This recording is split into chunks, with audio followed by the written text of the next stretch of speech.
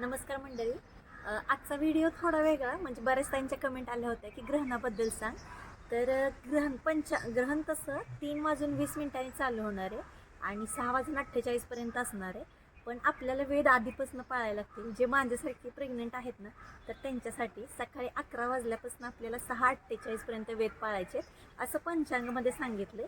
आणि माझ्याच एक सबस्क्रायबर ताई आहेत, त्यांनी मला व्हॉट्सअपला मेसेज पण केला होता की त्यांना गुरुजींनी असं सांगितले एवढा टाईम पाळा म्हणून. म्हणजे सकाळी 11 वाजल्यानंतर संध्याकाळी 6:48 आपल्याला वेद पाळायचे. आणि ह्याच्यामध्ये आपल्याला ना कापायचं नाही आहे, चिरायचं नाही आहे, काही भाजायचं पण नाही आहे, झोपायचं नाही आहे, जेवायचं पण नाही आहे. आणि दुसरं म्हणजे शिवणकाम वगैरे असल्या काहीच गोष्टी करायच्या नाही आहेत. आणि या वेळेमध्ये ना तुम्ही देवाचा जप किंवा एखादं देवाचं पुस्तक वाचू शकता. आणि ह्या सगळ्या व्यतिरिक्त अजून काही राहून गेलं असेल ना, म्हणजे मला एवढं घरच्यांनी सांगितले तेवढं माहिती आहे. ह्याच्या व्यतिरिक्त अजून काय असेल तर तुम्ही कमेंटमध्ये सांगा, ज्यांना माहिती आहे ते, म्हणजे बाकीच्यांना पण माहिती पडेल.